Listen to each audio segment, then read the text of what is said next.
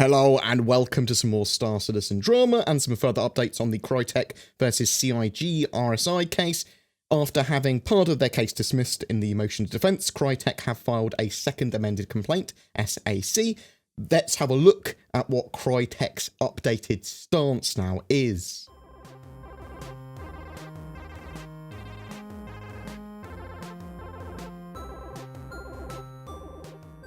Crytek's second amended complaint tries to fix and tweak their original complaint based on the recent motion to dismiss. Potentially the most important part of Crytek's case, which was Star Citizen had to use the CryEngine for its development, was dismissed.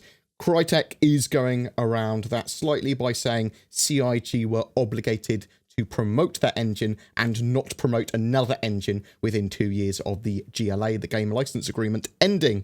So, there were some other tweaks and stuff as well. So what is Crytek's second amended complaint saying that CIG has done now? They've developed a separate game, Squadron 42, using the CryEngine without permission. They've removed Crytek trademarks and copyright notices from their games and marketing materials without permission. They broke their promise not to compete with CryEngine by adopting and promoting a competing game engine, in this case, Lumberyard and StarEngine. They broke their promise to collaborate on CryEngine development, and they disclosed CryEngine technology to third parties without permission. In regards to the breach of contracts, Crytek allege defendants, CIG and RSI, intentionally breached the GLA by using CryEngine to market, develop, and incentivize funding for more than one game, thereby enriching themselves by millions of dollars without payment for such use. Defendants further intentionally breached the GLA by refusing to provide agreed-upon annual bug fixes and optimizations to CryEngine. Defendants further intentionally breached the GLA by, among other things, removing Crytek's trademarks and copyright notices from the Star Citizen video game and related marketing materials, and they breached the GLA by breaking their promise to not directly or indirectly engage in the business of designing, developing, creating, supporting, managing, promoting, selling, or licensing directly or indirectly any game engine or middleware which compete with CryEngine. In regard to copyright infringement, Crytek allege, under the GLA, defendants were granted a limited license to embed the copyrighted CryEngine computer program in a single video game called Star Citizen. However, the GLA did not grant a license to embed the copyrighted CryEngine computer program in content sold and marketed as separate standalone video game. Squadron 42 is currently being sold and marketed as a separate standalone video game.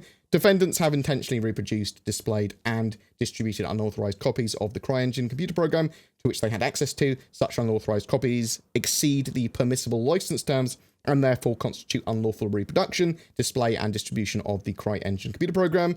Defendants continue to intentionally reproduce, display, and distribute new versions of Squadron 42 that embed the copyrighted CryEngine computer program without authorization. Additionally, if RSI, Robert Space Industries, is not deemed to be bound by the GLA as if it were a signatory thereto, then RSI's intentional reproduction, display, and distribution of the Star Citizen video game that embeds the copyrighted CryEngine computer program is also unauthorized. Crytek is informed and believes and thereon alleges that infringement of Crytek's copyright was willful, reckless, and or in blatant disregard for Crytek's rights as a copyright holder, and as such claims willful, exemplary, and enhanced statutory damages and or a preclusion from claiming certain deductions or other benefits during the calculation of damages.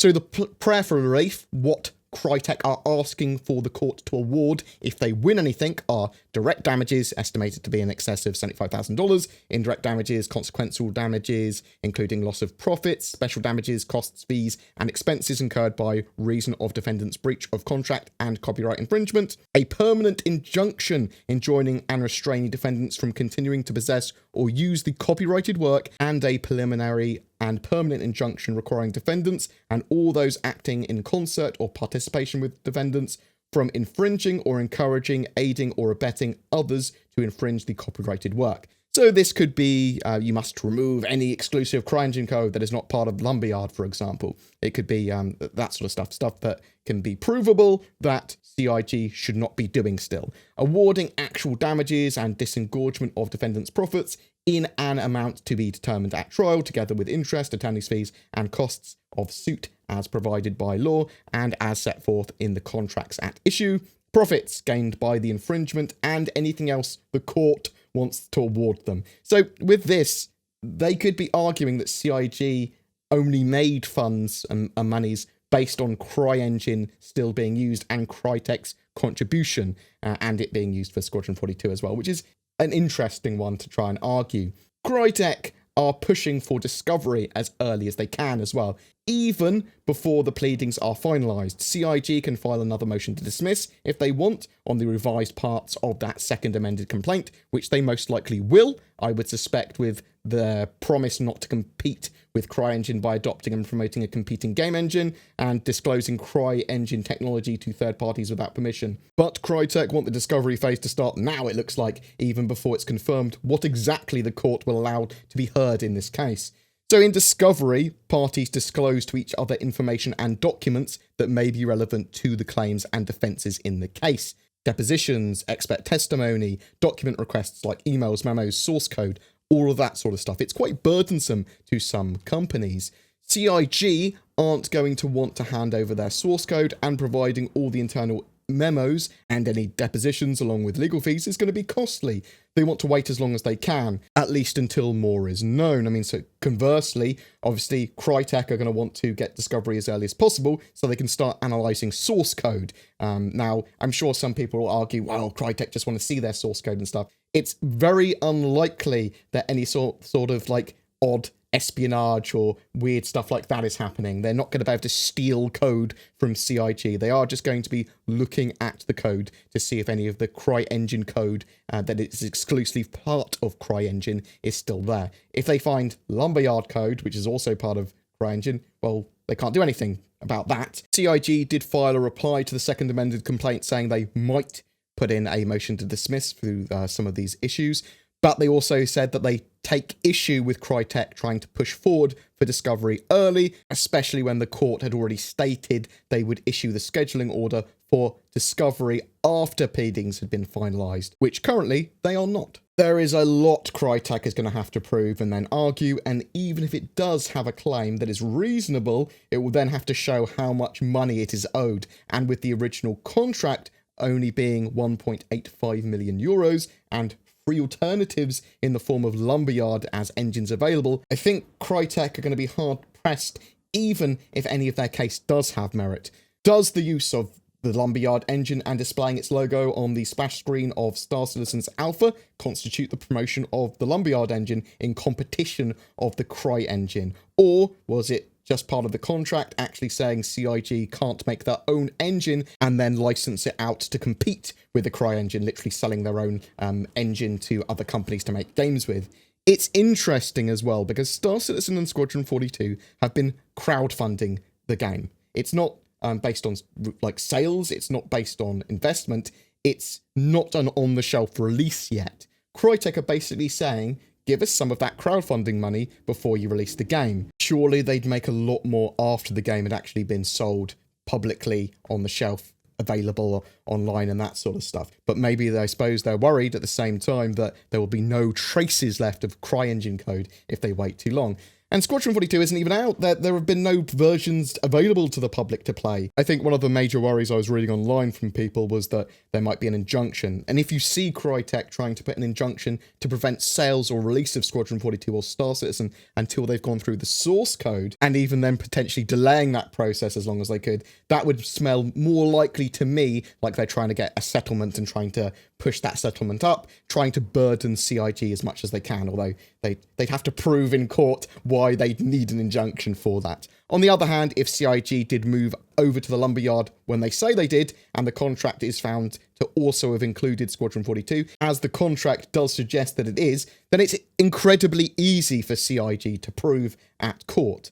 At this stage, though, it's still about the court saying what they will consider hearing. Pleadings are not finalised. but they are at least more refined. The judge as well will be given expert opinions and advice on these areas of law as well, so some bits might actually get dismissed later. I am no lawyer myself, but I am able to research and read. When it comes to legal matters, it is worth listening to the views of an expert. With that in mind, I do recommend watching the two most recent videos by YouTuber Lawley Alessa on the matter, where he goes over the motion to dismiss and the second amended complaint, and actually talks about where he thought the judge went wrong on the motion to dismiss and what she may potentially dismiss in the future. Further motions to dismiss may very well be denied. They favour the plaintiff, but there is a lot of Crytek's case that does rely on reading the GLA out of context, it seems.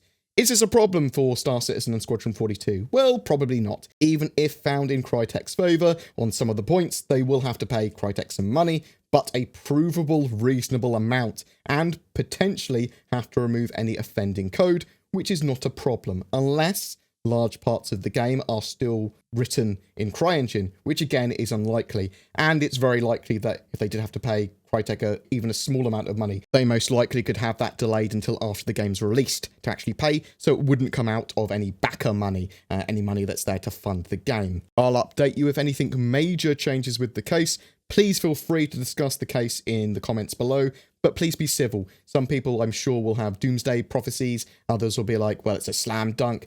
As I've said before, it's somewhere in between. It's not something that's great for Star Citizen. Certainly, they don't want to be burdened by any form of legal case. But it's certainly not awful for them either. Again, what I find odd is that I can't see CryEngine and Crytek doing well out of this, even if they win.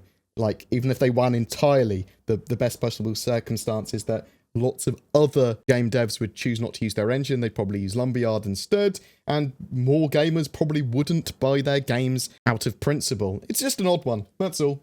Be sure to check out Shadow. It's a cloud-based alternative to getting or upgrading your gaming PC. It allows you to leverage the power of a GeForce 1080 at the moment and a powerful Windows 10 PC on almost any device, so long as your internet connection is good enough. It works with Star Citizen Alpha 3.2, and with 3.3 coming, with object container streaming, it's only going to get better. If you do try it out, be sure to use the code BoredGamer to get a discount. Links to more info in the description below. Every month we have a giveaway. For August, it's for a Saber Raven. All you need to do is be subscribed to my YouTube channel and comment on any of my videos during the month for a chance to win. A huge thank you to my Patreons whose continued support helps me run the channel. More regularly starting this month, there will be exclusive content, early videos, polls, and ways to influence the channels for both my Patreons and something new to YouTube, channel memberships and subscriptions. It is another way to support creators, giving viewers more options, as well as giving them some emotes and badges. I'll be normalizing appropriate rewards between Patreon and the channel membership service where I can, so fans wanting to provide greater support won't lose out whatever medium they choose. Thank you so much for your continued support, guys, and for watching. Please take care, and I'll see you in the verse.